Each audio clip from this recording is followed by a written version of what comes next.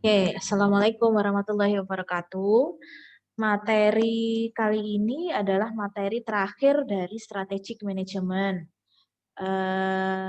Oleh karena itu judulnya adalah strategi monitoring and strategy evaluation. Jadi setelah proses diformulasikan, diimplementasikan, nah sekarang bagaimana memonitor dan mengevaluasi dari strategi yang telah dilaksanakan sebelumnya. Nah, ini gambaran umum kerangka kerja evaluasi strategi. Jadi mulai dari membandingkan ya, membandingkan antara bukan membandingkan sih, mengevaluasi, mereview kembali, mengulas kembali dari internal factor dan external factor dari matriks yang kita gunakan sebelumnya dari IVEV dan IE matrix. Nah, apakah memang eh, telah terlaksana semua ataukah terjadi perubahan yang signifikan dari analisa tools yang kita pakai, analytic tools yang kita pakai dengan implementasinya. Jika ada gitu kan, berarti do significant differences occur itu jika iya aktivitas yang berikutnya adalah corrective action. Ini sebenarnya berubah atau tidak berubah, tetap harus ada kegiatan corrective action. Hanya timingnya saja ya yang mungkin berbeda. Jadi kalau misalkan memang ada perubahan gitu kan, ada perubahan dari IV matrix ya berarti memang analisa yang kita pakai sebelumnya harus direview atau bahkan direvisi gitu kan. Tetapi kalau tidak ada perubahan, berikutnya adalah mengukur kinerja organisasi.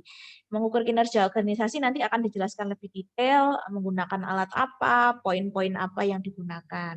Nah, setelah diukur kinerja organisasinya, nah apakah ada perbedaan dari yang ditargetkan sebelumnya dengan aktualnya gitu. Kalau ada perbedaan, ya berarti balik lagi ke sini, berarti harus ada tindakan koreksi atau perubahan ya, perubahan. Kalau tidak ada, ya berarti kita tetap menggunakan formulasi strategi yang dan menentukan strategi yang sama seperti yang kita tetapkan sebelumnya di tahapan formulasi strategi, intinya gitu. Jadi, nah ini secara umum ya, secara umum apa sih strategi evaluation strategi itu apa? Jadi pada dasarnya ini saya coba untuk translate ya. Sebenarnya sekali lagi paling enak pakai bahasa Inggrisnya, cuman saya coba translate. Tapi kalau misalkan ada yang kurang jelas atau kalian perlu bertanya, boleh disampaikan di forum diskusi. Jadi secara umum evaluation strategi itu harus menginisiasi manajer untuk mempertanyakan antara ekspektasi dan asumsi. Nah, tadi yang sebenarnya di framework ini adalah ada di measure organizational performance atau mengukur kinerja organisasi. Meninjau tujuan dan nilai. Nah, meninjau tujuan dan nilai ini bisa kita sesuaikan dengan visi dan misinya. Nanti ada alatnya sendiri, kita pakai balance scorecard dan sebagainya. Terus yang berikutnya adalah menstimulus kreativitas. Nah, jadi setelah ada formulasi strategi, ada implementasi strategi, nggak boleh kita, oh ya sudah, let it flow gitu. Nggak bisa, tetap harus dievaluasi, tetap harus dimonitor. Makanya penting sekali proses yang paling krusial itu sebenarnya adalah justru di implementasi dan monitoring gitu ya, dalam menghasilkan alternatif dan merumuskan kriteria evaluasi gitu. Nah, dilaksanakan dalam apa? Basis yang berkelanjutan. Jadi bukan secara periodik saja. Jadi selama proses gitu. Ini khususnya untuk strategi yang target waktunya itu jangka panjang ya. Jadi kayak misalkan 3 tahun, 5 tahun itu nggak boleh setelah 3 tahun atau 5 tahun baru dievaluasi, enggak. Jadi selama prosesnya, jadi itulah gunanya matriks Gancar dan matriks implementasi yang sebelumnya saya jelaskan di materi implementasi strategi. Itu tujuannya adalah kenapa kok objektif itu harus per tahun. Kalau Gini, strategi itu gini-gini.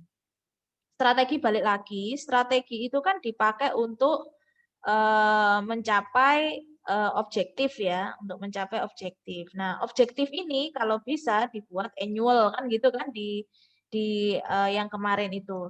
Kalau bisa dibuat annual. Nah, kenapa kok dibuat annual? Nah, untuk mempermudah evaluasi ini gitu.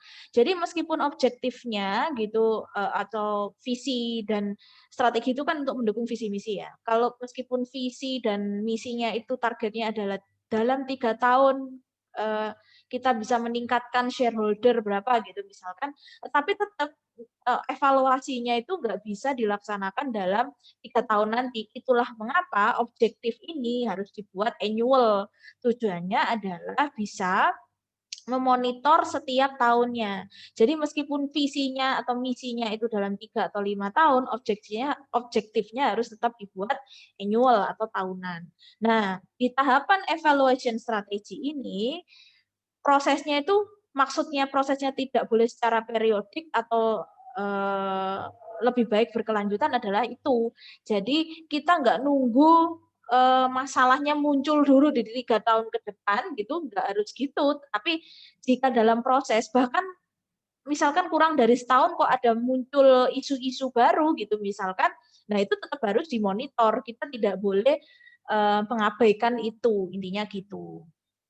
Memungkinkan pola ukur kemajuan ditetapkan dan dipantau secara efektif. Ini kenapa kok kalau bisa itu dilakukan secara berkelanjutan tapi bukan secara periodik gitu. Importantly, nah ini yang penting, combine patience. Nah, ini nih, harus butuh kesabaran dan kemauan gitu. Butuh menggabungkan antara kesabaran dan kemauan untuk segera melakukan perbaikan kalau memang dibutuhkan gitu ya.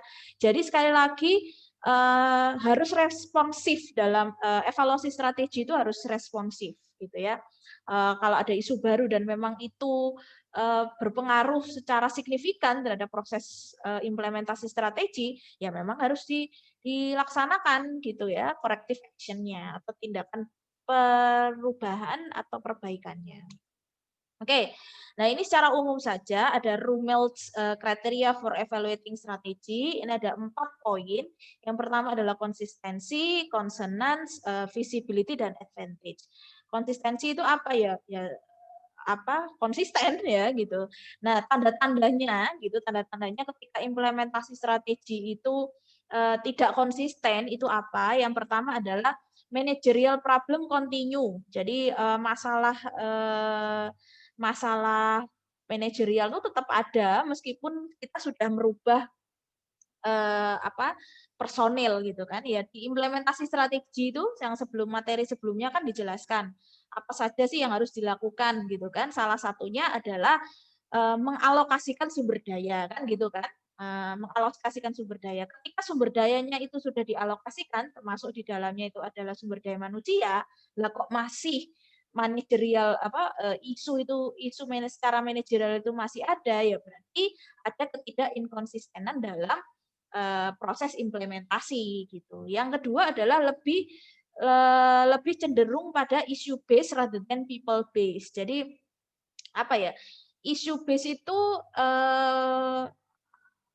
muncul apa ya masalahnya itu orang-orang tuh lebih fokus pada masalah gitu loh instead of mengalokasikan sumber dayanya itu. Nah, success for one organizational department means failure for another department. Nah, kalau ini terjadi, itu juga berarti menunjukkan bahwa terdapat inkonsistensi dari implementasi strategi gitu.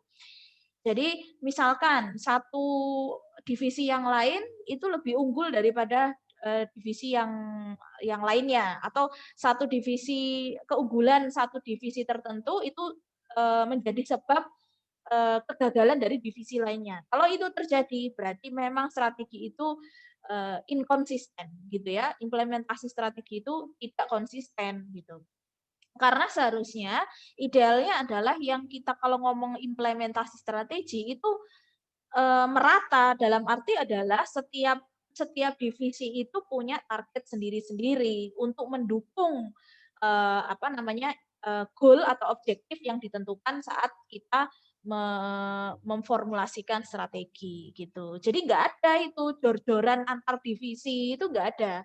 Kalau itu terjadi, nah berarti ada ketidakinkonsistenan dalam proses implementasi strategi, atau ditarik balik, tidak formulasi strategi yang digunakan untuk menghasilkan decision making dalam implementasi strategi itu tidak tepat gitu.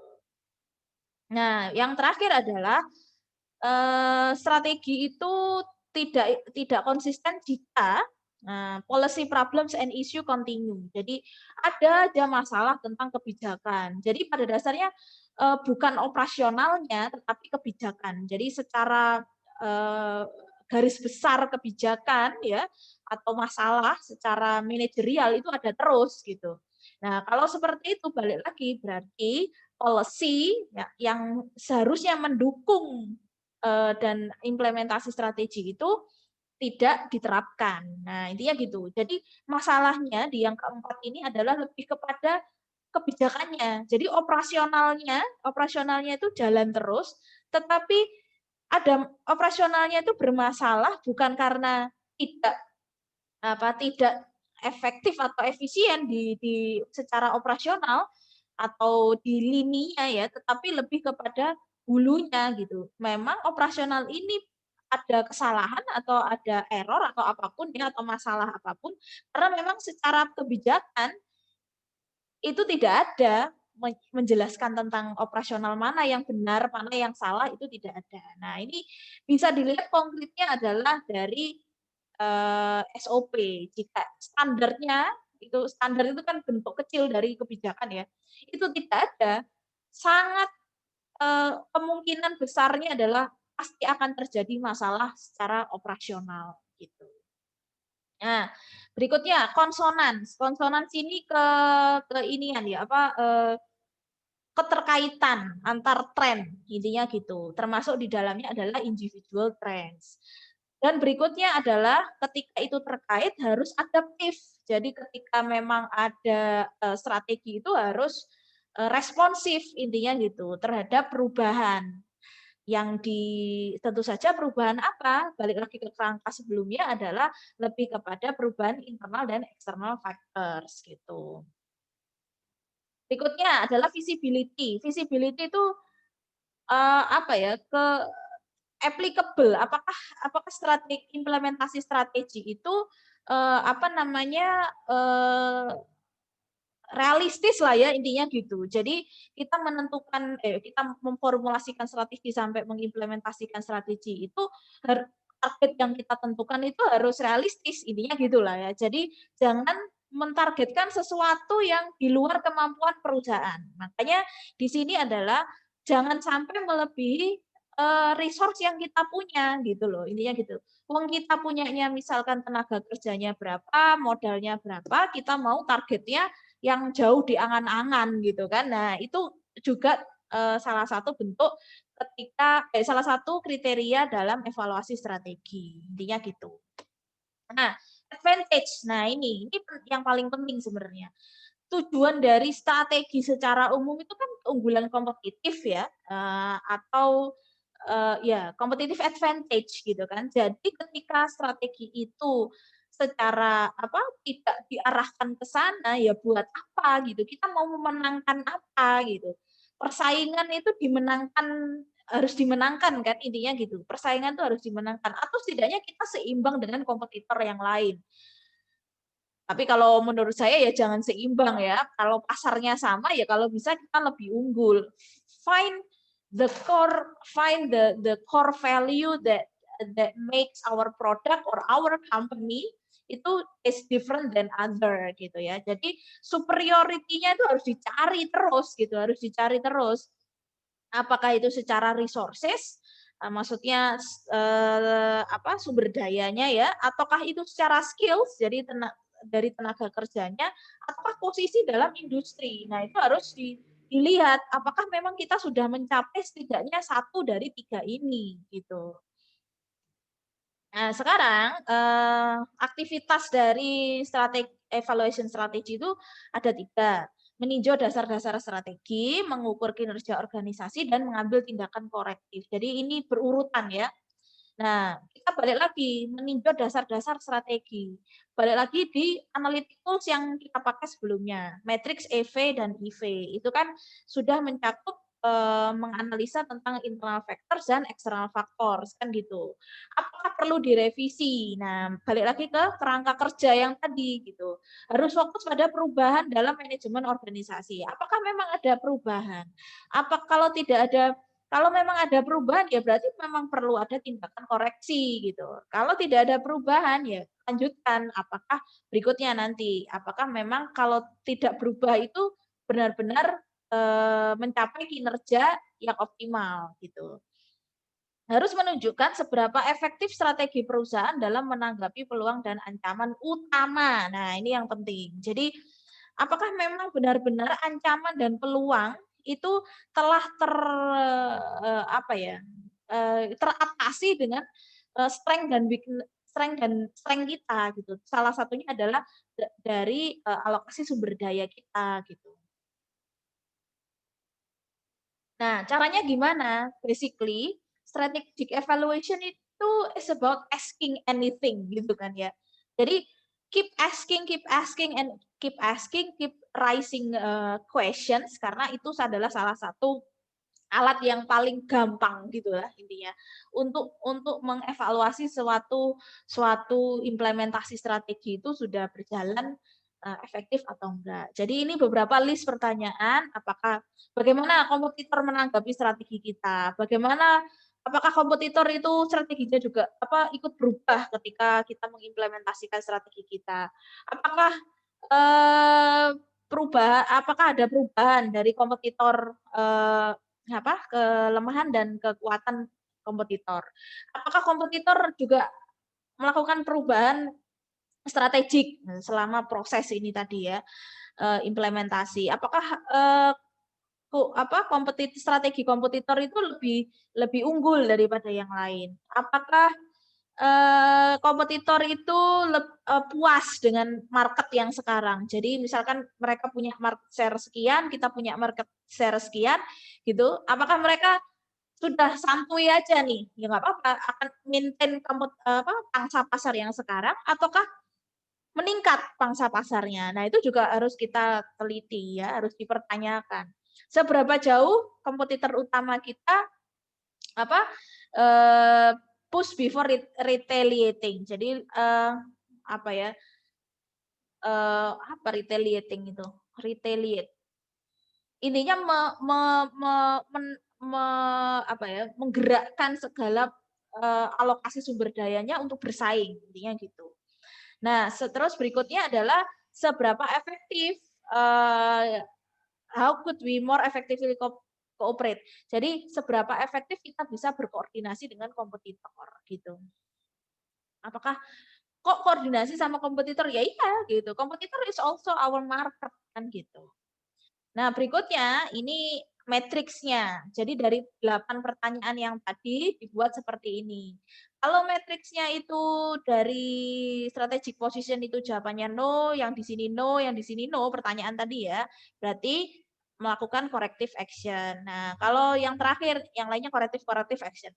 Kalau misalkan dari major change ini tidak, terus eksternal faktor juga tidak ada perubahan dan apa saat ini satisfactory toward achieving stated objective, apa kita sudah tercapai nih target kita tujuan kita. Kalau iya ya sudah berarti kita lanjutkan strategi yang sudah kita tentukan sebelumnya gitu. Nah, sekarang tahapan berikutnya adalah mengukur kinerja perusahaan. Jadi di kerangka kerja tadi kalau memang ada perubahan ya, ada perubahan di internal faktor dan eksternal faktor dan perubahan itu memang apa ada perubahan kita harus mengukur kinerja intinya gitu. Apakah benar-benar ketika tidak ada perubahan kinerja kita sudah tercapai secara optimal. Nah, gitu ya. Meliputi aktivitas apa saja, membandingkan hasil yang diharapkan dengan hasil aktual. Jadi target ini kan sudah detail apa sudah tidak objektif yang secara umum ya, tetapi sudah detail per divisi dan sebagainya. Per apa namanya? Per ukuran yang kita pakai lah intinya. menyelidiki penyimpangan dari rencana. Apakah ada penyimpangan-penyimpangan kayak misalkan detailnya itu kita promosi di area ABC gitu misalkan. Oh, ternyata selama proses itu apa namanya promosi kita cuman di 2 tempat. Loh kan nggak apa-apa, 2 tempat berarti kan hemat gitu, misalkan ya. Harus dilihat dulu apakah 2 tempat itu secara sales itu memang sudah optimal, sesuai dengan target kita. Atau misalkan kita ngomongnya nggak sales deh, kita ngomongnya adalah produksi gitu misalkan. Produksi kita sudah mengalokasikan sekian modal itu untuk beli mesin baru gitu misalkan. Nah, kita beli mesin baru otomatis unit produksi, unit yang diproduksi juga meningkat kan gitu. Nah, ketika unit produksi meningkat itu apakah selaras dengan target penjualan. Nah, itu juga harus ditentukan. Kita harus meneliti itu. Jadi target dan aktual intinya gitu.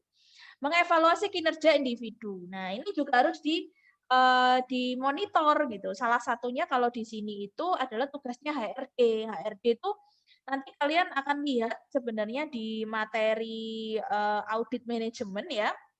Di sini itu ada penilaian kompetensi. Nah, penilaian kompetensi ini sebenarnya adalah salah satu alat untuk mengevaluasi individu gitu. Nah, ini tugasnya HRD nih gitu. Jadi ada target skornya berapa, terus habis gitu skor saat ini berapa, current skornya berapa. Kalau misalkan target skornya 4, current skornya misalkan 2 gitu, ya berarti bagaimana? Kurang di mananya. Yang 4 ini kan ada indikator, di sini ada indikatornya misalkan ya ini yang mengembangkan perusahaan sendiri sih, nanti target skornya berapa, apa namanya, current skornya berapa, atau skor saat ini berapa, tidak tercapai berapa, bedanya berapa. Nah, gitu. Memeriksa kemajuan yang ditetapkan untuk memenuhi tujuan yang ditetapkan. Nah, ini yang tadi saya bilang annual objective tadi ya. Annual objective. Jadi selama nggak usah nunggu apa namanya tahun berakhir, makanya penilaian perusahaan itu kan ada kuartal pertama, kuartal kedua, kuartal ketiga gitu kan ya biasanya kalau di berita-berita itu.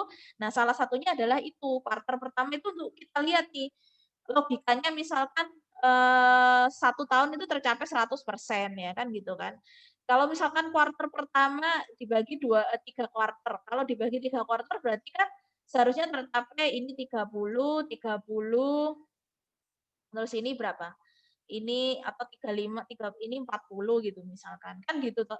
Kira-kira 30, 60 ya, misalkan atau ini 33, 33, 3 bagi rata.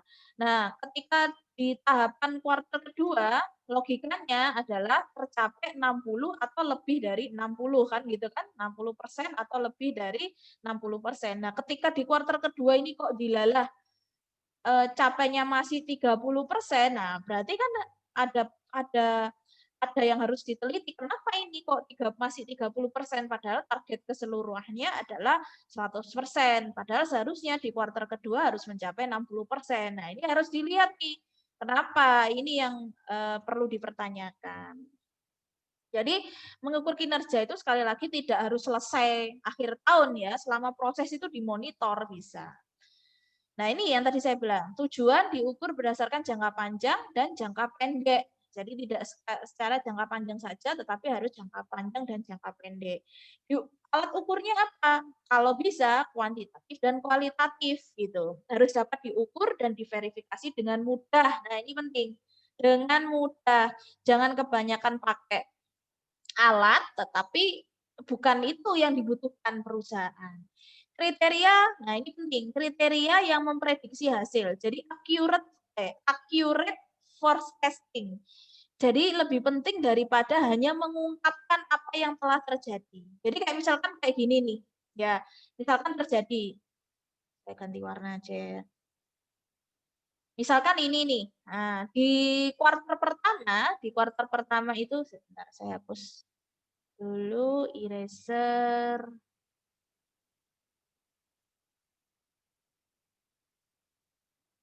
Misalkan seperti ini. Ya. Tadi kan misalkan kita monitornya di bulan 6. Bulan 6 itu berarti kan sudah masuk kuarter 2, ya kan misalkan di bulan Juni nih.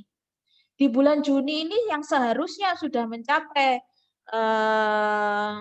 sekitar 50 lah ya, 50 sampai 60%. Lah, kenyataannya hanya masih tercapai 30%. Nah, 30% ini harus dicari tahu kenapanya. Jadi ini yang dimaksud dengan kriteria pengukuran. Kriteria pengukuran itu jangan hanya mengungkapkan apa yang telah terjadi. Nah, apa yang telah terjadi kan 30%. Harus juga mengungkapkan ini, memprediksi accurate forecasting. Jadi harus bisa memprediksi masa depan. Plegat gitu ya. Gimana memprediksi masa depan itu gitu kan. Nah, itulah mengapa perlu adanya pengukuran-pengukuran lain gitu. Jadi kayak misalkan kita lihat nih 30% ini. Jadi informasi itu harus menyajikan ini. Jadi informasinya 30% misalkan ini kan yang terjadi nih. Yang terjadi ini 30% di kuartal kedua. Kenapa ini kok 30% itu harus dicari tahu. Misalkan rata-rata average penjualan. Misalkan kita harus cari tahu average penjualan bulan 1 sampai bulan 5 itu berapa. Gitu. Terus kita lihat ini misalkan tahun 2020 ya. Kita lihat tahun 2019 itu average bulan 1 sampai bulan 5 setiap bulannya itu berapa. Perubahannya itu dikarenakan apa gitu.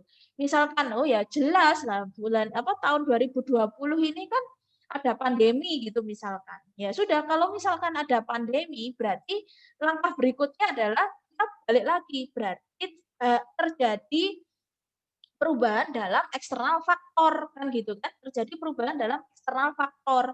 Kalau terjadi perubahan dalam eksternal faktor ya nggak usah nunggu tahun selesai, ya berarti kita harus responsif di bulan Juni ini harus berubah gitu, strateginya harus direvisi atau diperbaiki, intinya gitu.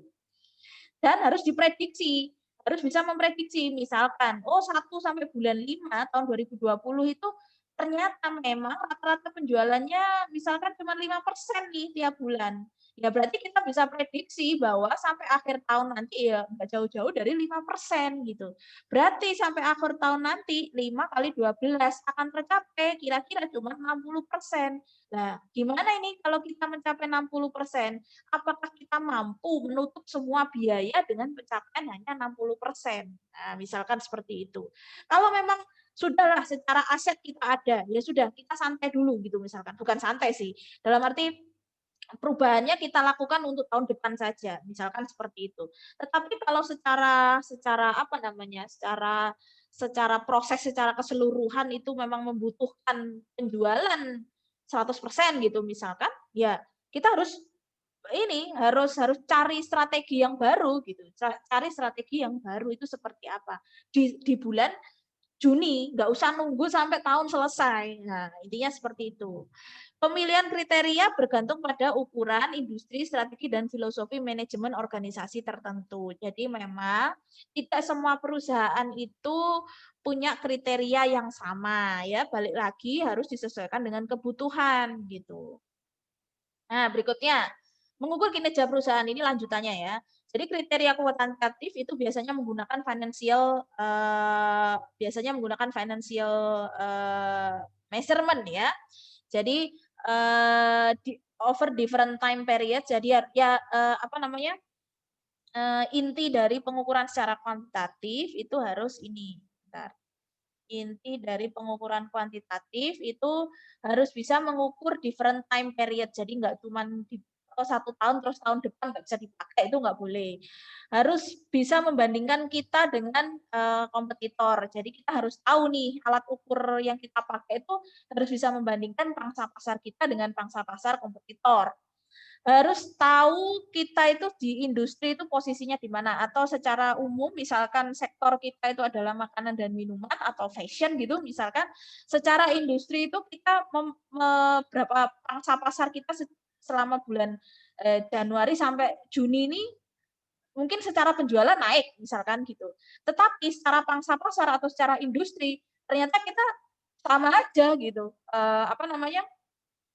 Tidak ada kenaikan. Berarti kalau tidak ada kenaikan berarti penjualan kita itu tidak mendukung keunggulan kompetitif gitu. Kita hanya berenang aja, ngambang aja gitu di industri ini gitu kan. Tidak ada keunggulan kompetitif yang kita ciptakan intinya gitu. Nah, Mas, intinya sekali lagi, sales itu tidak menggambarkan apapun ya. Jadi kita harus punya komprehensif analytics mengenai bagaimana perusahaan itu bekerja. Jadi sales itu hanya satu dari sekian banyak kriteria yang bisa kita pakai untuk menilai kinerja perusahaan gitu. Makanya mindset yang sekarang ada biasanya adalah kalau jualannya bagus berarti oke gitu. Padahal enggak gitu. Kita nggak tahu bahwa di pangsa pasar itu ternyata pasarnya itu sudah berkembang. Makanya ketika pasarnya sudah berkembang, kita penjualannya itu ya segitu aja gitu kan. Segitu aja itu maksudnya adalah secara pangsa pasar ya, secara industri gitu ya. Mungkin secara kalau dibandingkan dengan tahun lalu kita naik nih penjualannya. Oke, kita naik penjualan, tetapi secara industri, pangsa pasar di industri justru mungkin kita turun. Nah, kalau kita turun, nah itu harus dipertanyakan juga, kenapa kok kita turun? Berarti kemungkinan-kemungkinan yang lain kayak misalnya kompetitor itu bergeraknya lebih cepat, terus misalkan ternyata segmen pasarnya itu berubah. Nah, itu harus jadi salah satu pertimbangan kita dalam mengevaluasi strategi juga. Nah, berikutnya adalah harus dilengkapi dengan kriteria kualitatif. Kenapa? Karena ada beberapa faktor yang tidak bisa dinilai secara kuantitatif memang. Contohnya faktor manusia, ya kan? Seperti ketidakhadiran dan turnover. Meskipun sebenarnya ini bisa sih dikuantitatifkan. Tapi di sini itu maksudnya adalah tidak bisa dilihat secara apa ya? Tidak bisa di forecasting lah ya, karena agak susah sih. Tapi meskipun sebenarnya ada yang bisa memforecasting. Saya pernah ikut webinar tertentu itu bisa memprediksi turnover karyawan, itu bisa. Jadi yang seperti makanya balik lagi, gunakan data sebaik-baiknya untuk bisa menghasilkan informasi gitu. Itu yang harus dipertimbangkan juga ya. Tingkat kepuasan karyawan. Nah, ini makanya sering-sering ada survei gitu kan. Survei itu tidak hanya survei customer tapi juga survei karyawan. Tingkat kualitas dan kuantitas produk. Nah, ini juga harus dinilai. Pertanyaan kunci ketika kita ingin menilai secara kualitatif ya adalah seberapa baik investment perusahaan dibandingkan dengan resiko yang telah kita tentukan, baik itu yang resikonya tinggi maupun resikonya rendah. Makanya di sini, di evaluation strategi ini, itu sebenarnya terkait erat dengan risk management. Nah, kalian nanti kalau belajar itu baguslah. Coba pelajari tentang risk management itu seperti apa. Nah, risk management ini nanti kalau misalkan di internal control itu juga ada bagiannya sendiri. Investment kita dibandingkan dengan long term dan short term project itu seperti apa? Sudah terpakai berapa sih investment kita dalam mencapai long term dan short term project? Kok dalam mencapai? Sorry, membiayai project jangka panjang dan jangka pendek. Terus seberapa baik investment kita dibandingkan dengan growing market dan fast growing marketnya tadi yang saya bilang gitu kan. Marketnya itu kita sekarang main di pasar mana? Apakah memang pasar kita itu bergerak secara cepat segmennya ya, atau yang slow aja gitu misalkan.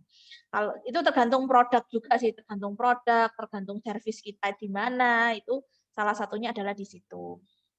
Apakah investment kita itu seimbang antara divisi satu dengan divisi yang lain. Jadi kita bandingkan nih, mana yang cost-nya paling tinggi antar divisi itu. Tentu saja ketok moto pasti marketing yang paling tinggi. Nah, tapi apakah nggak boleh marketing tinggi? Apakah marketing memang harus disamakan dengan divisi yang lain? Misalkan divisi produksi atau divisi SDM ya nggak bisa kan gitu kan?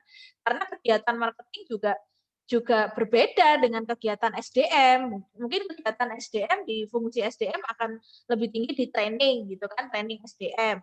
Kalau produksi banyakkan misalkan costingnya ada di persediaan sama mesin gitu misalkan. Nah, marketing banyakkan misalkan di promosi gitu kan, di promosi gitu. Nah, kalau memang banyakan di poin-poin yang tadi itu, kita bandingkan dengan investment-nya gitu. Kita bandingkan dengan investment-nya. Seberapa investment-nya itu return on investment-nya itu mana nih yang paling apa namanya ada jadi menghitung cost and benefit lah intinya gitu. Alternatif strategi socially responsible. Nah, ini juga harus dilihat dari CSR-nya gitu. Terus hubungan antara internal dan eksternal faktor yang tadi. Apakah saling terkait? Pasti terkait lah itu, pasti terkait. Kalaupun memang terkait, nah itu seberapa balik lagi ke yang pertama tadi, apakah ada perubahan, apakah memang kalau memang tidak ada perubahan, bagaimana dengan kompetitor? Apakah memang benar kompetitor itu juga tidak ada perubahan gitu. Nah, ini kompetitor merespon. Gitu. Respon kompetitor itu seperti apa sih untuk strateginya? Strategi mereka sendiri ataupun strategi kita. Nah, mengambil tindakan korektif. Nah, ini kalau yang tadi kerangka kerjanya misalkan ada secara kinerja kita tidak optimal ya, berarti mau nggak mau memang harus melakukan tindakan korektif. Nah, tindakan korektif itu intinya adalah perubahan pada dasarnya gitu ya. Pada posisi namanya aja korektif. Korektif itu berarti memperbaiki yang salah menjadi benar kan gitu kan. Berarti ada perubahan dari salah menjadi benar. Intinya adalah perubahan untuk memposisikan ulang perusahaan secara kompetitif. Tujuannya adalah untuk mencapai keunggulan kompetitif di masa depan. Jadi kuncinya adalah perubahan, memposisikan ulang kompetitif ya di posisi kompetitif perusahaan di masa depan.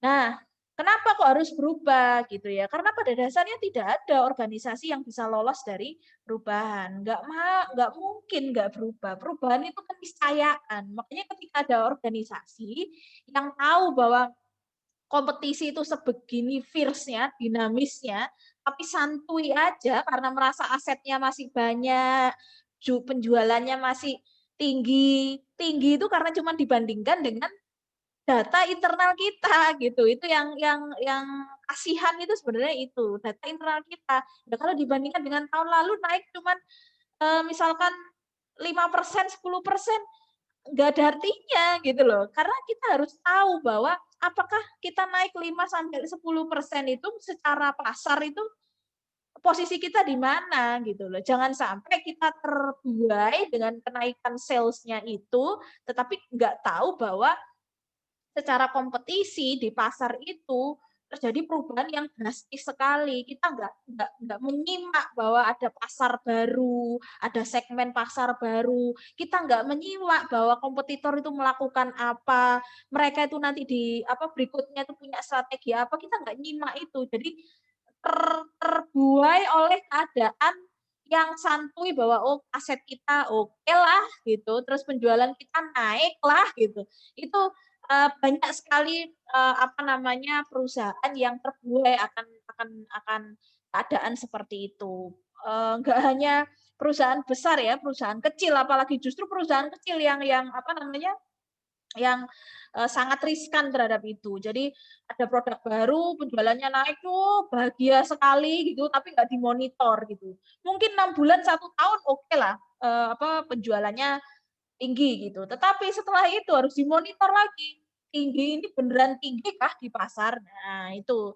Jadi nggak bisa kita nggak berubah itu nggak bisa. Jadi berubah itu sekali lagi tidak harus tunggu ada masalah, tetapi kalau memang balik lagi yang kerangka kerja di awal, kalau memang eksternal faktor dan internal faktor itu ada perubahan, ya kita memang mau nggak mau harus berubah gitu. Karena lingkungan bisnis itu sekarang dinamis dan kompleks gitu kan. Semakin dinamis, jadi perubahan tuh cepat sekali gitu, perubahan cepat sekali dan semakin kompleks. Kenapa semakin kompleks ya? Karena pasar itu bisa absorb itu apa ya? Menyerap perubahan itu cepat sekali. Itulah mengapa perilaku pasar itu berubahnya juga cepat gitu. perilaku perilaku konsumen ya 1 tahun lalu dengan tahun ini aja sudah sangat jauh berbeda gitu kan. Nah itu yang harus diamati terus gitu. Nah akan tetapi, nah ini perubahan itu pasti akan mengancam orang dan organisasi dengan future shock dan anxiety. Saya nggak bisa nggak merubah ini jadi bahasa Indonesia ya karena aneh banget. Nah, kejutan di masa depan, wopo gitu kan. Intinya adalah shock. Perubahan tuh biasanya memang membuat shock ya, membuat shock organisasi, terus gelisah kan gitu. Waduh, aduh piye iki gitu kan.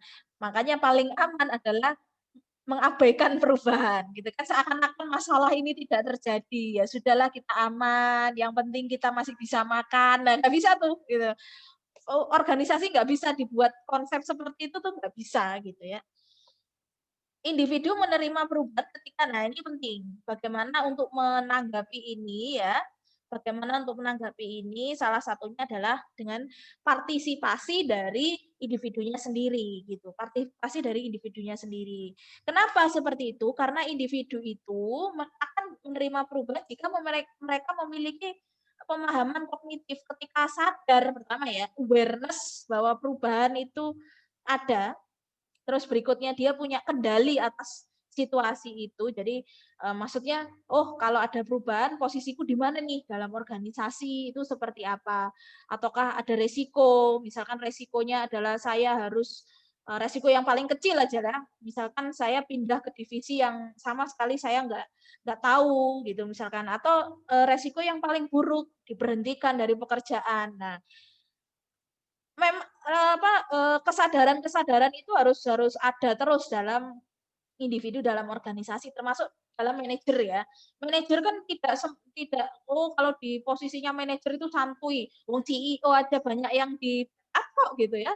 CEO aja, Steve Jobs aja pernah dipecat oleh Apple gitu, meskipun setelah itu di-hire kembali oleh Apple. Jadi pada dasarnya, ketika individu dalam organisasi itu punya kesadaran perubahan akan bahwa perubahan itu penting, perubahan itu keniscayaan, dan dia punya rasa kendali atas perubahan itu. Terus dia punya kesadaran bahwa tindakan itu memang diperlukan dalam proses perubahan.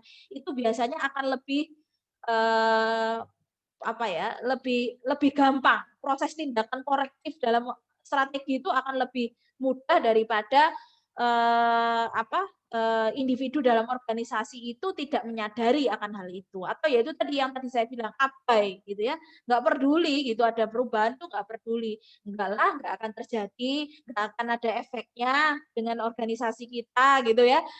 Merasa bahwa apa, takdir itu ada di tangan kita itu, padahal itu kan nggak mungkin kan gitu kan, tetap harus melakukan, perubahan gitu.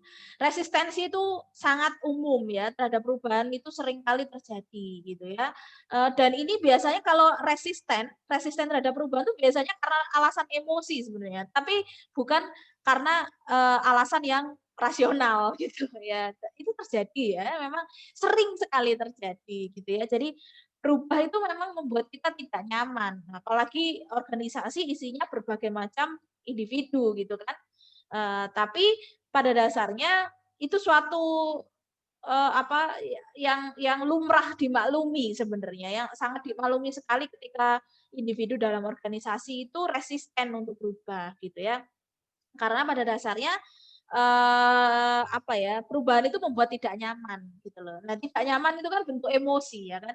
Nah, tidak nyaman itu sendiri kan kadang sebenarnya bentuk argumen yang tidak rasional gitu.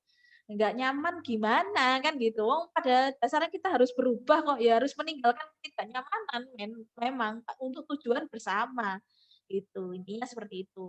Oleh karena itu, setiap individu itu kalau bisa dilibatkan dalam proses evaluasi strategi, khususnya individu kunci ya, tidak hanya manajer. Jadi kayak misalkan supervisor di masing-masing divisi, itu diajak apa, diskusi kalau misalkan, oh ternyata ada perubahan nih dalam eksternal faktor, internal faktor, terus habis gitu secara, kinerja itu kita tidak optimal. Nah, itu dilibatkan.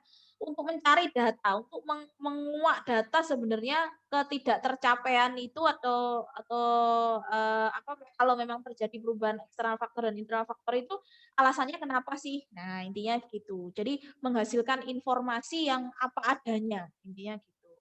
Jadi yang terpenting tindakan korektif itu adalah harus balik lagi tujuannya adalah memperkuat posisi kompetitif organisasi. Percuma kita balik lagi membuat formulasi strategi, implementasi strategi sampai evaluasi, tapi tidak ada perubahan dalam posisi secara kompetitif perusahaan kita dalam industri. Nah, intinya gitu. Jadi jangan yang dilihat itu jangan internal data saja ya, jangan internal information saja, tapi external information itu harus kita amati betul gitu.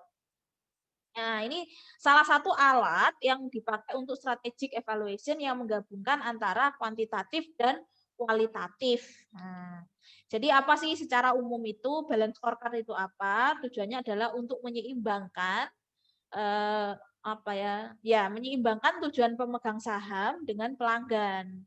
Tujuan operasional dan tujuan operasional yang seringnya tujuan ini saling terkait tapi menimbulkan konflik. Jadi karena memang kan kita pemegang saham itu konkretnya gini deh, pemegang saham itu kan kepengen dividennya tinggi, ya kan gitu toh, pasti akan pengennya dividennya tinggi. Tapi kalau dividen tinggi berarti kan penjualannya harus tinggi. Nah, kalau penjualan tinggi berarti kan harga produk kita harus tinggi juga. Nah, pasti akan terjadi konflik antara pemegang saham dan pelanggan gitu. Umumnya, seringnya terjadi tapi tidak semuanya tidak selalu terjadi. Nah, poin-poinnya apa sih dalam balance scorecard ini? Ada 6 poin. Kita lihat dari nilai pelanggan, dari manajer dan karyawan, proses operasional dan prosesnya, tanggung jawab masyarakat atau tanggung jawab sosial, etika bisnis dan lingkungan alam. Sebenarnya ini juga sama ya. Secara keuangan. Ini poin-poin yang harus diperiksa dalam balance scorecard gitu. Nah, apa yang ingin dicari dari balance scorecard? Balik lagi karena tujuannya adalah menyeimbangkan tujuan pemegang saham dan pelanggan, yang ingin dicari adalah yang ingin dijawab adalah pertanyaan-pertanyaan berikut. Apakah perusahaan itu secara continuous itu improving? Improving itu apa ya? Apa ya? Ada perbaikan lah gitu ini ya gitu. Ada perbaikan dan creating value along measure such as innovation. Jadi value ya. Jadi sekarang itu customer itu sebenarnya butuhnya value ini. Pemegang saham memang kelihatannya mereka itu butuhnya dividen gitu misalkan, tetapi pada dasarnya mereka itu butuh value juga. Tetapi yang harus ditekankan adalah sebenarnya pelanggan. Pelanggan itu butuh value. Harga murah tapi nggak bisa kasih value ya buat apa gitu kan. Cepat sekali ditinggalkan gitu.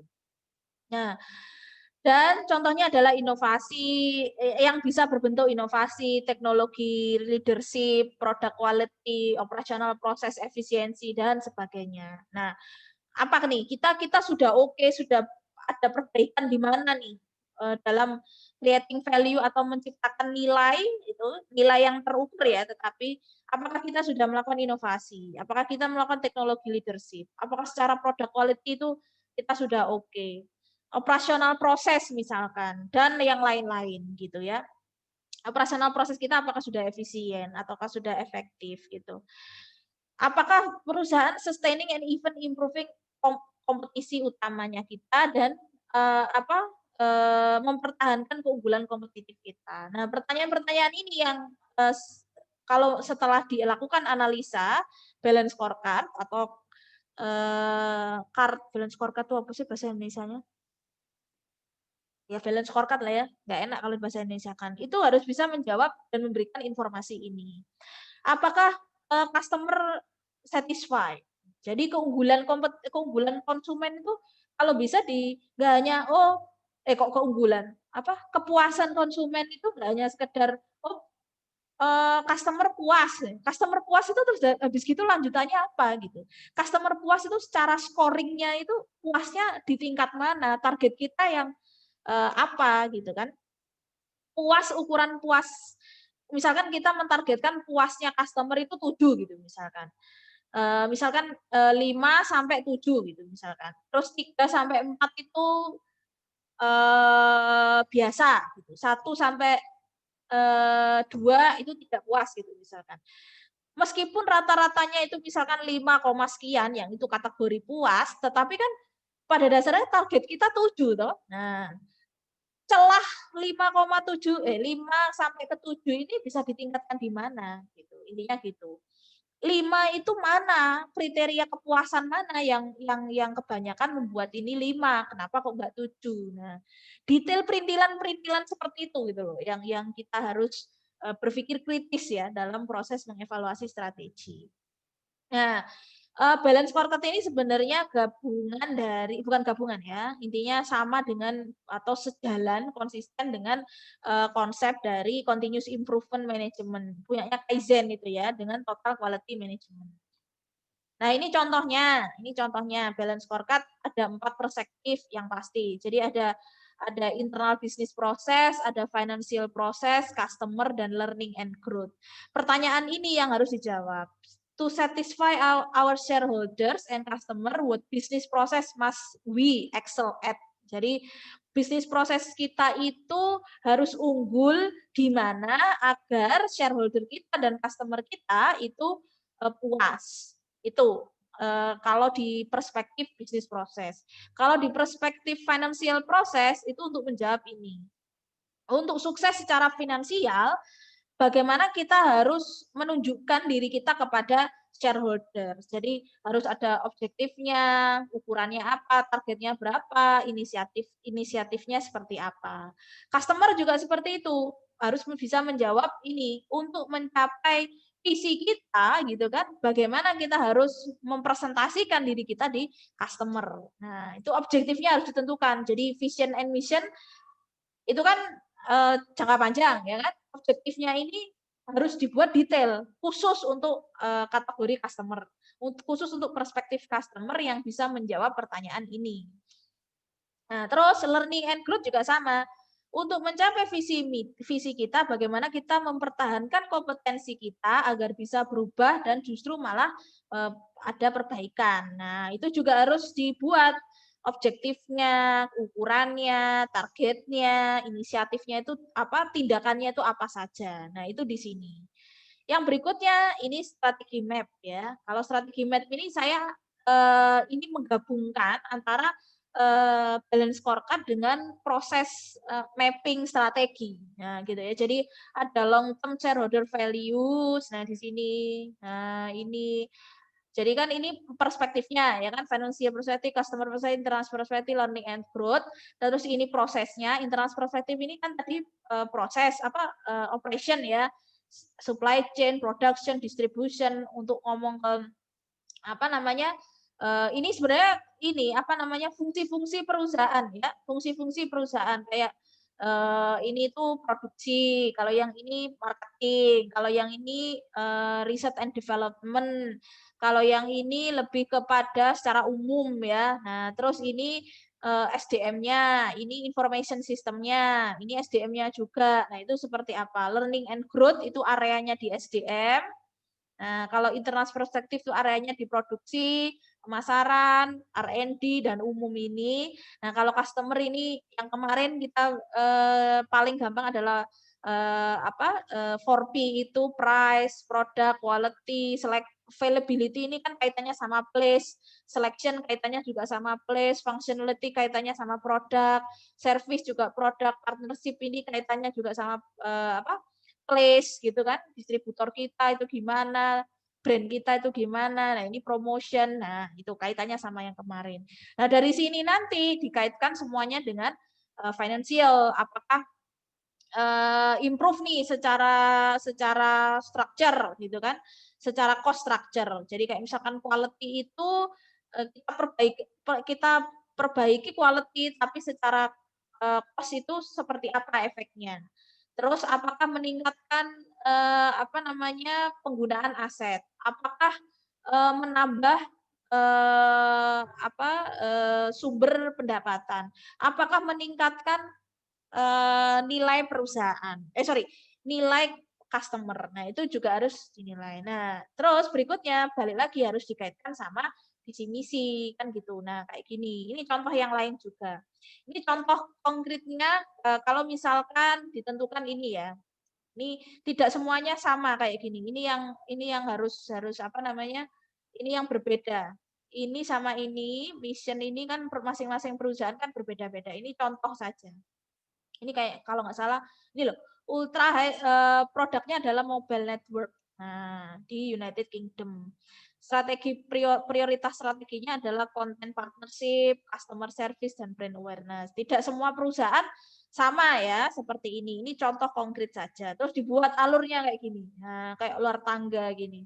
Wah, ini kalau bisa dibikin semua organisasi sangat bagus sekali dan harus bisa harus tetap ada objektifnya, balik lagi ya, objektif, ukuran, targetnya, inisiatifnya gimana. Ini inisiatif itu tindakan, targetnya seperti apa, ukurannya pakai apa, tujuannya apa. Nah, ini kalau bisa dipakai, wah keren banget ini. Apa kalian saya kasih tugas ini ya, keren kayaknya. Nah, berikutnya, jadi bagaimana sih ciri khas strategi yang efektif itu seperti apa? Ekonomis, ya. Ekonomis itu maksudnya adalah bukan sekedar murah ya, tetapi informasinya itu harus pas. Pas itu dalam arti nggak terlalu banyak, kebanyakan informasi yang nggak perlu, gitu kan? Tetapi yang benar-benar bisa digunakan. Nah ini the importance of information harus bermakna. Jadi harus secara khusus berhubungan dengan tujuan perusahaan. Nggak bisa tujuan perusahaan, harus semuanya balik lagi dikaitkan dengan tujuan perusahaan. Nggak bisa tujuan divisi, nggak bisa tujuan apa namanya, tujuan orang perorangan individu dalam organisasi, nggak bisa. Semuanya harus balik lagi dikaitkan dengan tujuan perusahaan, gitu ya. Importance of information, ya, the importance of information. Ya, ini pentingnya informasi bukan data. Nah, sekali lagi, balik lagi coba kalian pelajari di materi pertama sistem informasi manajemen ya atau sistem atau mata kuliah apapun lah yang hubungan dengan sistem informasi. Data itu adalah yang diinput ya, data itu yang diinput diolah jadi informasi. Jadi sekali lagi informasi bukan data yang berguna. Nah, ini penting, yang berguna dan tepat waktu. Untuk tahu berguna dan tidak, kita harus tahu audiensnya siapa. Kalau memang kita ngomong strategi, berarti ya audiensnya atau usernya itu adalah manajer dan CEO gitu misalkan, atau top up manager lah, top up manager. Kalau kita ngomong di perusahaan ya. Nah, tapi kalau misalkan UMKM, siapa berarti? Ya pemilik, ya kan gitu. Nah, kalian misalkan kalian ya pemilik ya pegawai gitu misalkan kalau kita ngomong di UMKM ya gimana caranya kalian bisa mengolah informasi kalian itu informasi UMKM usaha kalian itu untuk kalian gunakan sebagai pengambilan keputusan berikutnya. Intinya adalah informasi itu berguna itu dalam arti tidak sekedar itu tadi salesnya naik, salesnya turun, nggak seperti itu gitu kan. Salesnya naik itu harus dibandingkan dengan yang lain. Misalkan, misalkan kita punya gerobak makan gitu ya, gerobak usaha apa gitu misalkan. Jamu kekinian gitu misalkan. Nah, jamu kekinian itu nggak bisa kompetitor kita berarti harus sama-sama jamu, nggak bisa ya. Kita ngomongnya di perusahaan di industri makanan dan minuman. Nah, jadi yang harus kita amati adalah informasi yang harus kita yang berguna adalah kita bisa membandingkan penjualan kita dengan industri makanan dan minuman. Kalau misalkan kita targetnya di Jawa Timur, nah industri makanan dan minuman di Jawa Timur itu seberapa banyak, orang-orang itu konsumsinya biasanya berapa, yang minuman dari beberapa jenis minuman itu yang kopi itu berapa, yang sadar akan kesehatan itu berapa, itu semuanya harus dikelola ya. Jadi tidak sekedar katanya, tidak sekedar kayaknya gitu enggak ya, tetapi harus berdasarkan hasil olah data yang bisa menghasilkan informasi yang berguna dan tepat waktu ya, ini yang penting. Kenapa kok tepat waktu? Balik lagi karena perubahan lingkungan itu berubahnya cepat dan kompleks kan gitu. Jadi harus bisa menghasilkan informasi yang berguna dan tepat waktu saat kita membutuhkan. Dirancang untuk memberikan gambaran yang benar-benar terjadi. Jadi tidak untuk apa ya? Tidak untuk sekedar membahagiakan pemilik, membahagiakan bos gitu, enggak bisa ya. Harus benar-benar terjadi kayak misalkan makanya tadi saya yang contoh konkretnya yang ini kenapa kok saya bilang berkali-kali sales itu hanya satu dari sekian indikator bahwa perusahaan itu sudah oke, itu adalah seperti itu. Karena biasanya ketika sudah terbuai ya, oh tahun lalu Januari sampai Mei itu kita dibandingkan dengan tahun ini tuh naik 10% gitu. Wah, keren nih. Sampai Mei aja sudah naik 10%. Loh, belum tentu ya. Kita harus mengevaluasi juga yang di sekitar kita, khususnya yang industrinya sama dengan kita, yang sektornya sama dengan kita itu seperti apa gitu. Jadi jangan terbuai lah ya dengan sales naik itu jangan terbuai gitu. Begitu juga sebaliknya. Kalau misalkan salesnya turun, nah jangan bersedih hati gitu. Ya sudahlah, mau gimana lagi? Oh nggak bisa gitu ya. Kita harus cari solusi, harus cari alternatif-alternatif yang lain yang bisa setidaknya ketika misalkan sekarang Juni gitu, setidaknya Juli sampai Desember kita ada perubahan intinya gitu. Jadi nggak boleh pasrah gitu ya, terus menunggu nasib gitu nggak bisa ya. Jadi intinya kalau pesan moralnya itu kalau bahagia jangan terlalu bahagia, kalau sedih jangan terlalu sedih gitu. Tetap harus move on ya, nggak boleh galon. Gagal move on, itu nggak boleh. Memfasilitasi tindakan yang harus diarahkan ke individu dalam organisasi yang perlu mengambil tindakan. Jadi memang bisa apa namanya ya, bisa memberikan acuan untuk action gitu ya. Jadi tidak hanya sekedar memberikan informasi, "Oh ini loh kita, pangsa pasarnya naik," misalkan, "Oh kompetitor itu tidak ada perubahan strategi," nggak bisa seperti itu.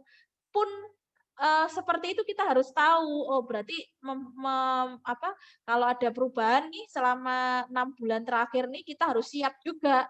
Ancang-ancangnya itu seperti apa, itu tujuannya informasi. Jadi informasi itu sekali lagi bisa dipakai untuk action base. Jadi tidak hanya memberikan report, tidak hanya memberikan laporan, nggak bisa. Dalam informasi itu di dalamnya harus ada rekomendasi.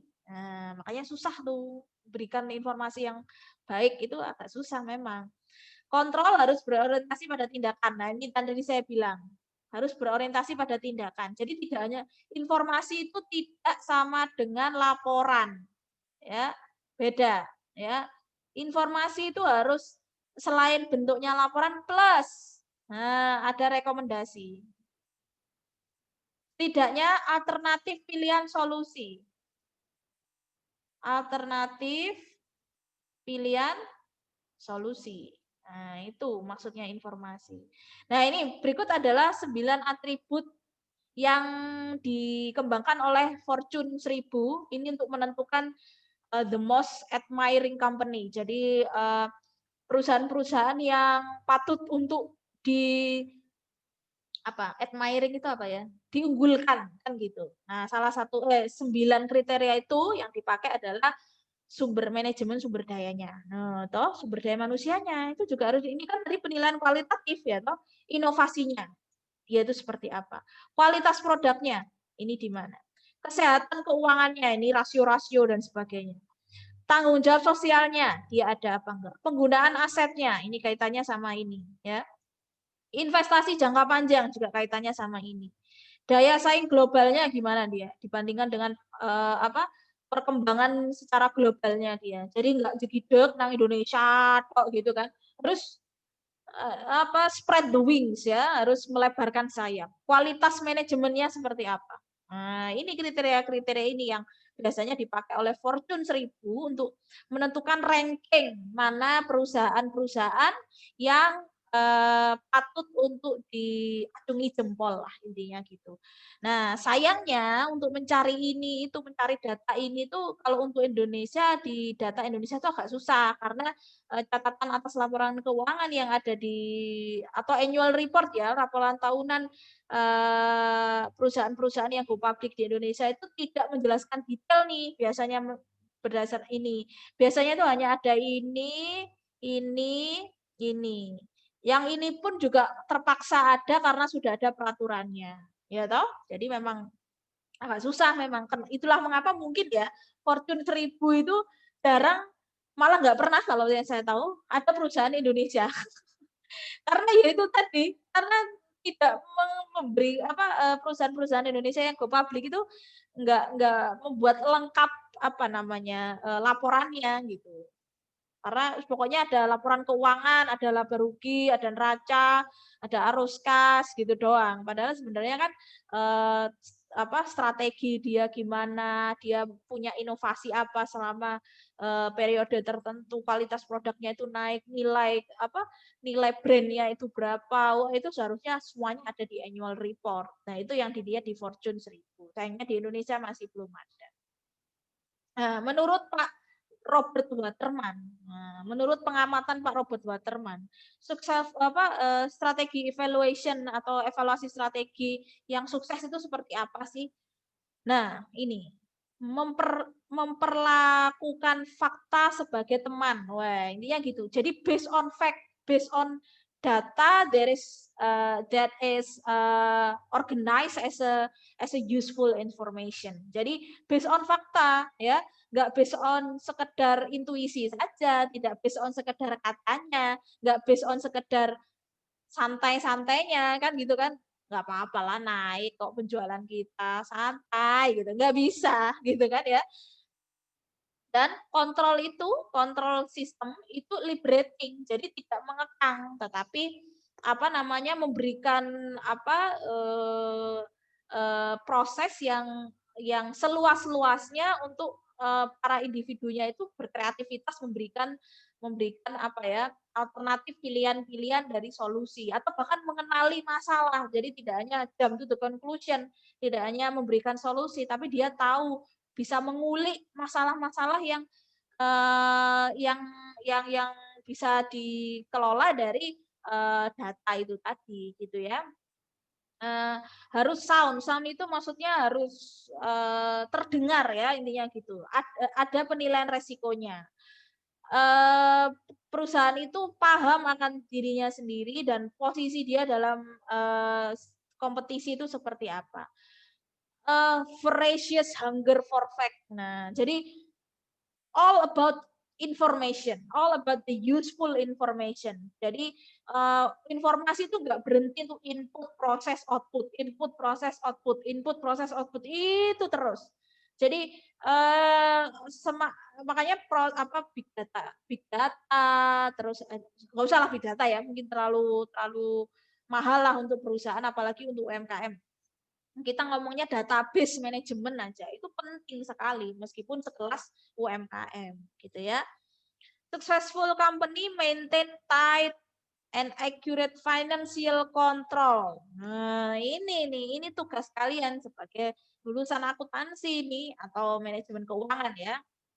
Yang sebagai apa ya? Pemegang kendali. Pemegang kendali dalam arti sebagai apa? Mercusuar lah ya, mercusuar bahwa oh ini sudah kejauhan nih dari target gitu misalkan atau oh ada cost yang apa namanya yang terlalu tinggi dibandingkan targetnya itu monitornya ada di financial control makanya kalian sebagai lulusan akuntansi ya harus bisa punya nggak hanya report tadi yang saya bilang tapi ada bisa memberikan informasi sebagai controlling tools sebagai alat pengontrol dari strategi, dari implementasi strategi. Nanti makanya kalian jangan sekedar hanya bisa bikin laporan keuangan ya, tetapi setidaknya dari kalian belajar tentang bukan belajar, kalian kayaknya sudah belajar ALK ya, analisa laporan keuangan itu pakai betul gitu kan.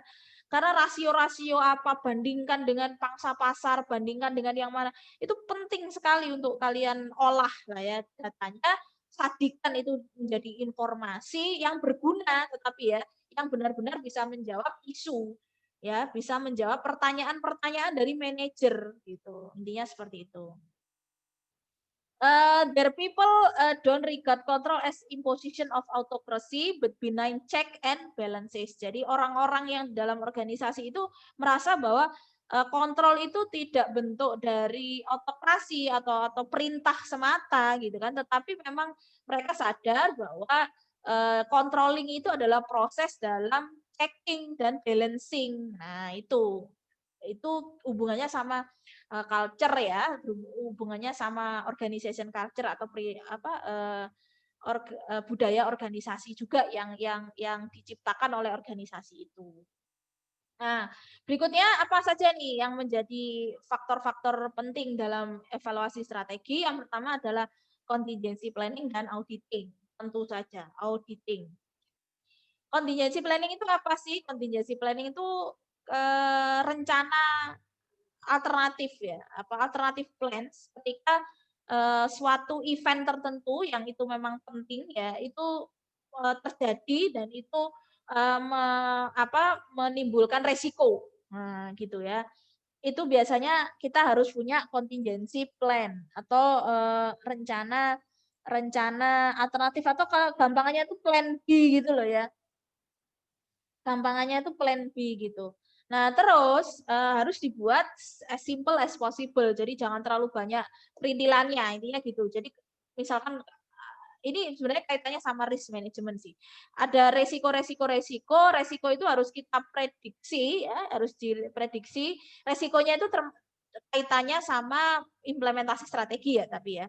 Nah, itu seperti apa? Kalau itu terjadi kita harus ngapain? Itu kita harus punya backup plan-nya, backup plan lah ya.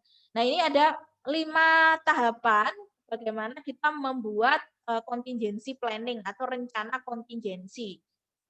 Yang pertama, harus mengidentifikasi good and bad event yang mungkin bisa merusak strategi. Jadi tidak hanya kejadian yang jelek saja ya yang merusak proses strategi ini yang merubah strategi. Jadi kayak misalkan tadi nih contohnya sales kita naik gitu kan, sales kita naik. Tetapi ternyata dalam proses sales kita naik itu segmen pasar itu ternyata meledak kan gitu ya. Ternyata ada pangsa pasar di industri kita itu ternyata memang tiba-tiba itu naik gitu kan. Nah, ini tuh kalau nggak salah pernah jadi pernah jadi bahasan selama beberapa tahun itu ada segmen yang namanya middle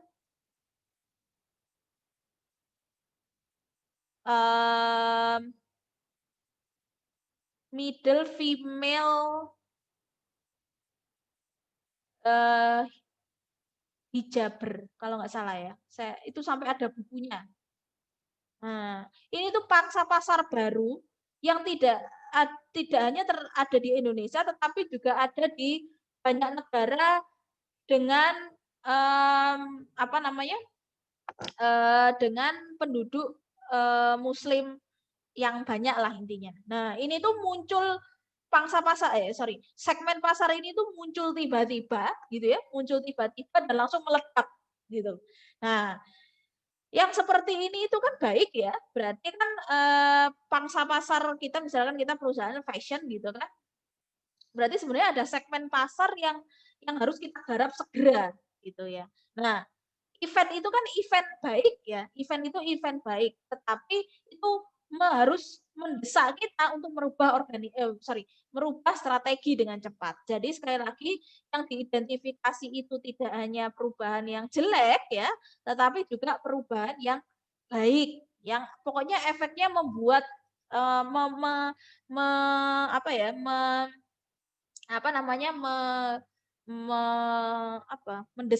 mendesak organisasi untuk berubah, baik itu buruk atau jelek, tetap harus direspon. Dan ini masuk dalam contingency planning. Harus ditentukan apakah when the good and the bad events are likely to occur. Kapan nih kira-kira? Harus diprediksi ya.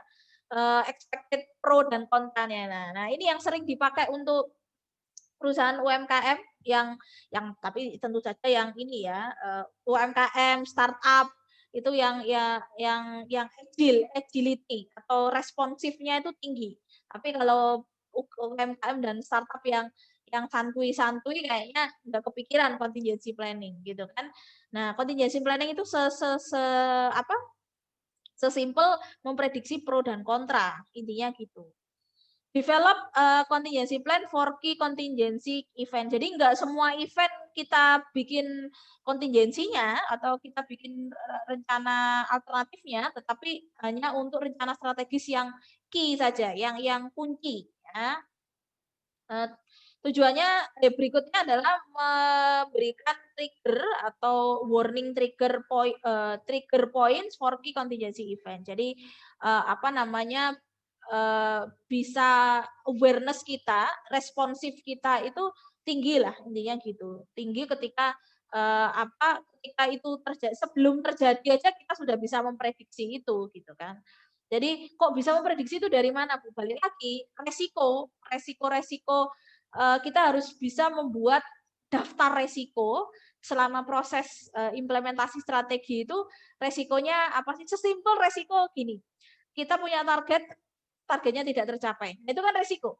Ya kan gitu. Nah, kita harus pikirkan ketika itu tidak tercapai harus ngapain gitu. Itu planningnya. Nah, itu harus ditentukan itu.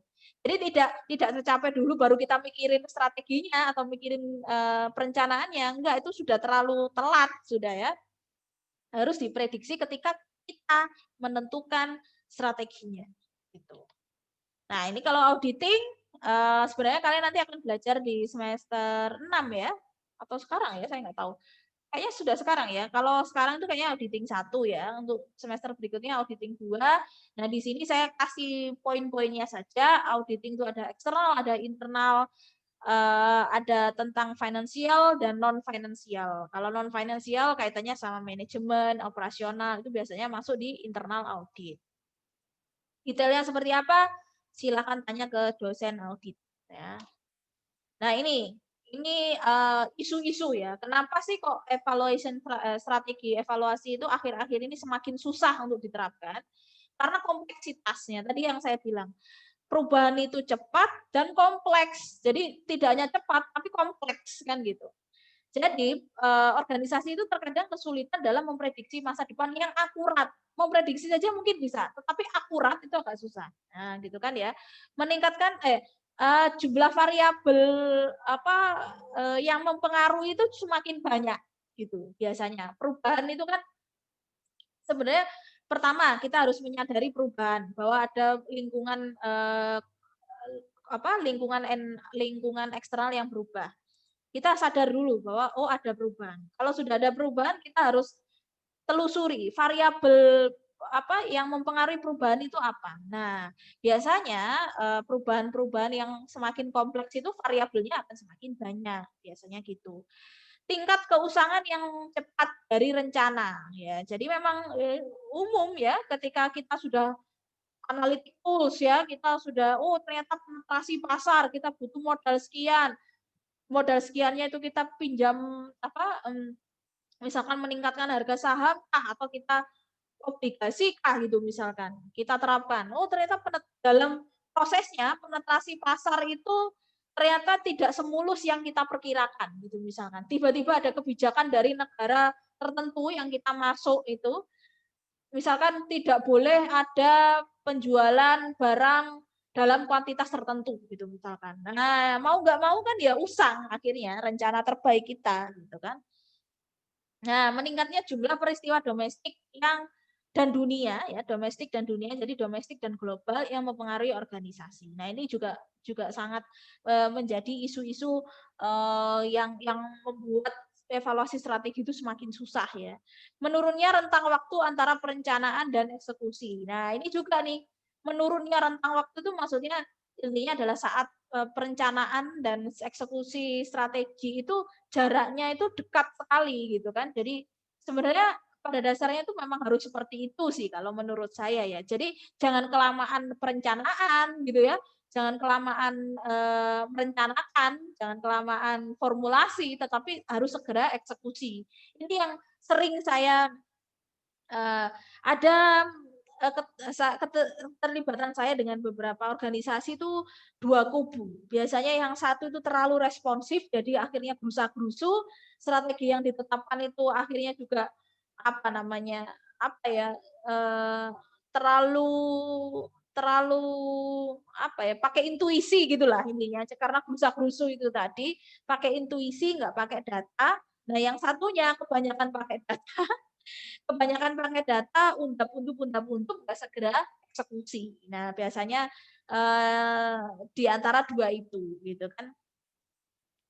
Mengelola tenaga kerja, ini yang penting ya, mengelola tenaga kerja karena mengelola manusia itu adalah hal yang menurut saya paling susah untuk dilakukan, gitu. Makanya saya lebih senang informasi, sistem informasi. Kenapa? Bagi saya, apa ya, ya meskipun sebenarnya yang input itu juga manusia, makanya saya, ingin mendalami tentang sistem informasi keperilakuan. Jadi bagaimana orang itu, berperilaku, di environment yang melibatkan, information system gitu. Nah, tuntutan organisasi untuk mengelola karyawan dengan fleksibilitas, inovasi, kreativitas, dan inisiatif yang tinggi. Nah, ini penting. Ini jadi banyak riset akhir-akhir ini. Jadi apa kaitannya sama generasi Z, generasi Y, itu cara mengelolanya pasti akan berbeda karena karakter masing-masing itu berbeda, gitu ya. Nah, ini three particular challenges atau tantangan yang biasanya spesifik, 3 tantangan spesifik ketika mengevaluasi strategi.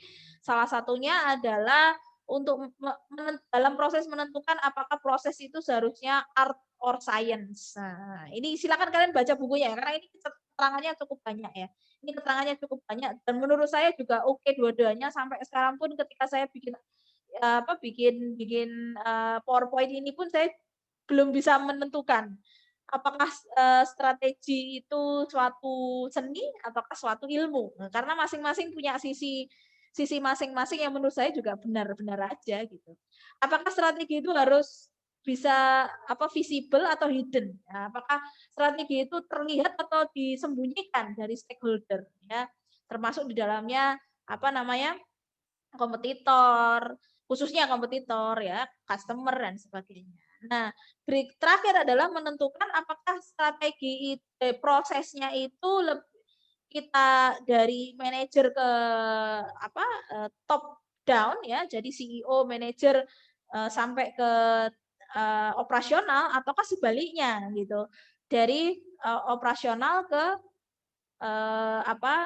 top manajemen gitu. Dan dua-duanya punya punya alasan masing-masing yang menurut saya juga benar dua-duanya gitu.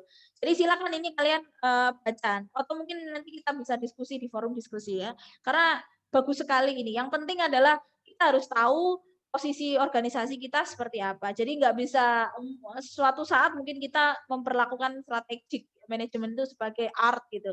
Tapi tidak bisa lepas juga dari science. Begitu juga ketika kita bisa visible atau bisa disampaikan ataukah justru harus disembunyikan. Karena ada view-view perspektif tertentu yang menurut saya dua-duanya juga benar gitu. Jadi kalau menurut saya tergantung posisi kita, organisasi kita itu di mana, dalam industri seperti apa. Nah, ini pedoman agar proses perencanaan strategi itu menjadi efektif. Nah, ini ya, harus people process, nggak boleh hanya sekedar paper. Harus learning process untuk semua, nggak boleh hanya manajer saja. Word supported by number rather than number supported by words. Jadi jangan kebanyakan words-nya ini rekomendasi, kesimpulan itu harus didukung oleh number, bukan sebaliknya. Numbernya dikit, kebanyakan ngomongnya, narasinya. Nah itu nggak boleh ya. Ini bukan nggak boleh sih, pedomannya seperti itu. Kalau misalkan ada perusahaan yang menerapkan yang lain, ya monggo silahkan. Simple, tapi nggak rutin. Justru malah nggak rutin ya. vary assignment. Jadi justru tugas-tugasnya itu bervariasi gitu ya. Karena proses belajar tadi itu ya. Team membership, meeting format, jangan kebanyakan meeting. Ingat yang di pertama materi sebelumnya, tanda-tanda organisasi itu efektif atau enggak secara struktur. Nah, itu coba kalian dengarkan lagi atau baca lagi. Should challenge the assumption underlying the current corporate strategy. Jadi harus mempertanyakan setiap asumsi. Jadi nggak boleh asumsi boleh dipakai ya kan, tetapi harus dipertanyakan datanya dari mana, dasarnya apa gitu ya. Nggak boleh harus welcome bad news, nggak boleh kita terima hanya good news saja. Bad news itu bagus sebagai proses untuk evaluasi ya. Open mindedness, nggak boleh, and a spirit of inquiry and learning. Nah, ini penting nih ya. Jadi harus ada jiwa belajarnya dan harus terbuka, pikirannya harus terbuka. Kalau pikirannya nggak terbuka akan susah untuk membuat perencanaan strategi atau bahkan evaluasi strategi. Not a bureaucratic mechanism. Jadi lumrah ya, kenapa kok banyak sektor publik itu susah untuk menerapkan strategi gitu. Nggak usah lah untuk menerapkan strategi. Susah untuk menentukan visi misi, susah untuk menentukan tujuan karena yang dipentingkan adalah birokrasi, kan gitu toh. Not become ritual ya. Jadi memang harus responsif, harus dinamis, harus agility. Nah, gitu. Not too formal. Jadi and too predictable dan terlalu kaku. Tidak boleh seperti itu. Not konten kebanyakan jargon, kebanyakan apa ya, motivasi-motivasi atau bukan motivasi sih. Jargon itu apa ya? Kayak ya jargon ya. Atau kebanyakan planning language gitu. Kayak misalkan apa? Ya jargon lah kayak misalkan apa ya? Apa? We have to shine the customer. Nah, gitu. Kayak gitu-gitu kan itu kan nggak konkret gitu lah ya intinya gitu. Jadi harus yang konkret gitu. Not be a formal system for control. Jadi kontrol sekali lagi yang tadi adalah liberating. Kontrol itu harus memberikan kebebasan untuk dalam arti kebebasan itu fleksibel ya. Kontrol itu nggak boleh terlalu kaku gitu. Sistemnya ya sistemnya kaku dalam arti adalah harus mengikuti alur gitu. Tetapi alur itu eh, nggak bisa berubah ininya gitu, harus fleksibel. Nah, sistem itu makanya sistem itu menurut kenapa kok nggak ada standarnya ya karena memang sangat lekat sekali dengan perubahan. Not disregard qualitative information, jadi qualitative information tetap harus dikelola. Not control by technician, jadi tidak hanya bagian IT-nya saja atau bagian yang punya skill-skill teknis saja gitu nggak bisa. Semuanya harus punya kemampuan untuk membaca informasi, kemampuan untuk belajar, open minded gitu ya. Do not pursue too many strategi at once. Jadi jangan kebanyakan strategi lah. Strateginya itu poin-poin yang penting saja. Continually strengthen the good ethics in good business. Nah, ini nanti efeknya jangka panjang biasanya. Jadi CSR, kegiatan CSR-nya kalian baca lagi di CSR ya, materi CSR di manajemen strategik itu kenapa kok penting sih sekarang? Karena sekali lagi ya nggak bisa kita nggak bisa tidak etis lah gitu. Kan di materi kontrol sosial CSR itu kan disebutkan bahwa Kolonel Sanders kan bilang bisnis etik itu keuntungan itu apa sih nggak dibawa mati kan gitu kan. Jadi selama kita di dunia kita harus memberi manfaat kepada sosial gitu intinya seperti itu. Oke, sementara itu saja yang bisa saya sampaikan. Nggak tahu ini tadi berapa jam ya. kalian bisa baca, kalian bisa dengarkan sambil ngopi, sambil ngemil gitu kan. Yang pasti pahami konsepnya ya gitu. Kalau misalkan kalian tidak senang mendengar, tidak senang membaca, tidak senang melihat ya baca. Tapi jangan sampai nggak senang dua-duanya karena kalian nggak dapat apa-apa nanti gitu ya. Oke, itu saja. Terima kasih. Saya akhiri dulu. Semoga bermanfaat. Eh, saya apa ya? Ini materi terakhir ya. Berikutnya kita bertemu di diskusi kelas online dan ujian. Jadi semoga sukses. Terima kasih lagi. Terima kasih sudah mendengarkan materi-materi saya di manajemen strategik. Semoga sekali lagi semoga bermanfaat dan bisa kalian terapkan di tempat kalian bekerja atau yang belum bekerja nanti di tempat kalian bekerja nanti gitu ya. Oke. Saya akhiri dulu. Assalamualaikum warahmatullahi wabarakatuh.